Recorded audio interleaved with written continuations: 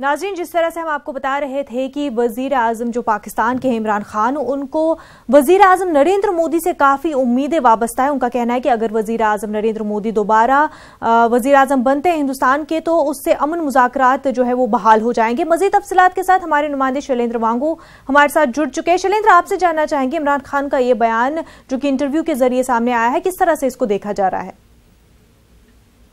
देखिए मुनज़्ज़ा, जो पाकिस्तान के प्रधानमंत्री इमरान खान का बयान है वो बिल्कुल अनएक्सपेक्टेड था, अनप्रेसिडेंटेड था। क्योंकि चुनाव से ठीक 2 दिन पहले,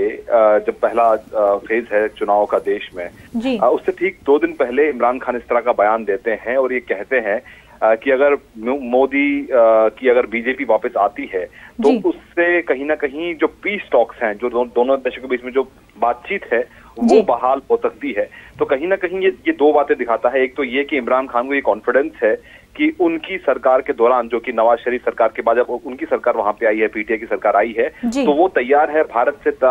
मुज़ाकरात करने के लिए, बातचीत करने के लिए। और पिछले कुछ दिनों से लगातार जो देखा जा रहा था कि पाकिस्तान की तरफ से कई ऐसे इनिशिएटिव्स लिए गए हैं जिसमें करतारपुर कॉरिडोर भी शामिल है। 360 मछुआरों की रिहाई का फैसला भी पाकिस्तान की तरफ से लिया गया और उसके बाद अब एक बार फिर पाकिस्तान की तरफ से कई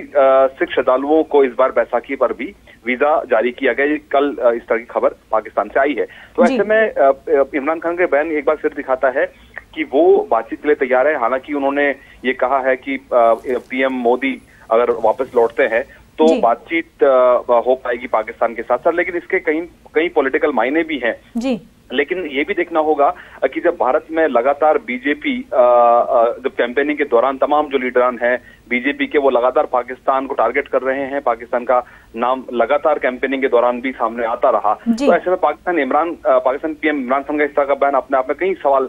खड़े करता है और ये भी दिखाता है कि अगर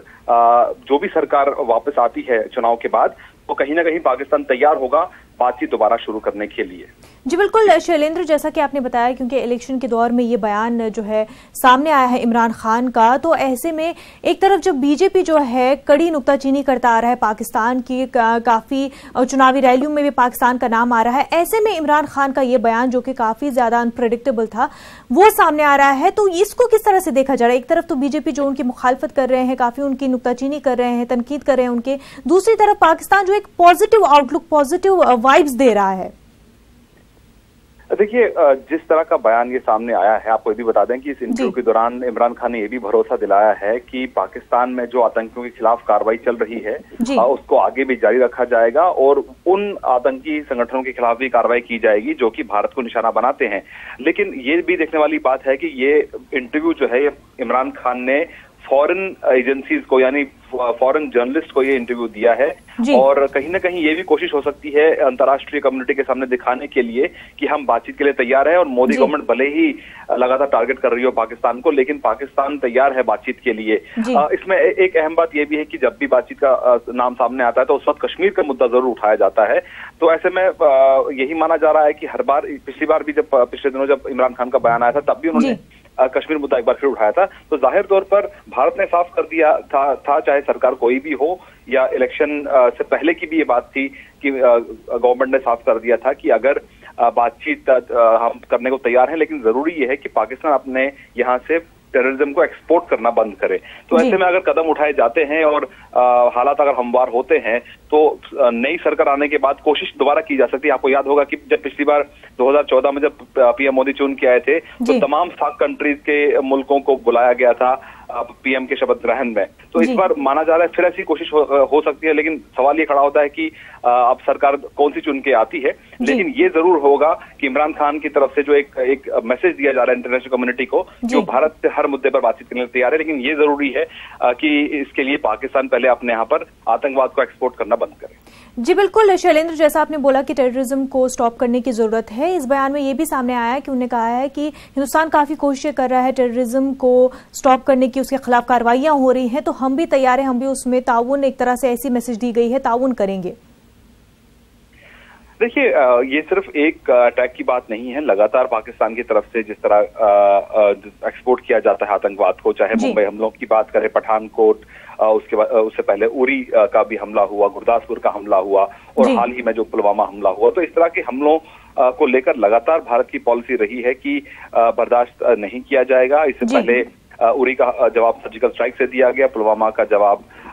एयर स्ट्राइक से दिया गया, तो उसके बाद एक डॉग फाइट भी हुआ था एयरफोर्स, दोनों देशों के एयरफोर्स के बीच में। तो ऐसे में कहीं ना कहीं अब देखना ये होगा कि अगर बातचीत का अगर हाथ बढ़ाते हैं इमरान खान, लेकिन उससे पहले उनको माहौल सुधारने के लिए भले ही वो इस तरह के कदम उठा रहे हो, करतारपुर जैसे कदम उठा रहे हो, लेकिन जो मूल जो मुख्य मुद्दा है वो आतंकवाद का है, जो हाल ही में भारत ने भी साफ कर दिया। तो एक तरफ ये भी दिलचस्प बात है कि अब से 2 दिन पहले ही पाकिस्तान के विदेश मंत्री ने बयान दिया था कि हमें आशंका है कि भारत हम पर हमला कर सकता है, और उन्होंने कुछ तारीख भी उसमें बताई थी। उसके बाद इमरान खान का ये स्टेटमेंट कहीं ना कहीं ये दिखाता है कि जो उनके विदेश मंत्री का बयान था उससे बिल्कुल उलट उनका ये कहना कि पीएम मोदी अगर लौटते हैं या बीजेपी अगर लौटती है सत्ता में वापस, तो बातचीत हो सकती है। कांग्रेस जो है वो दबाव के चलते, डर के चलते इस तरह की बातचीत नहीं कर पाएगी। ये अपने आप में पॉजिटिव सिग्नल भी है, लेकिन इसको देखना होगा कि इमरान खान किस हद तक आतंकवाद को रोकने के लिए कदम। जी बिल्कुल शैलेंद्र, बहुत बहुत शुक्रिया आपका तमाम तर तफसीलात के लिए।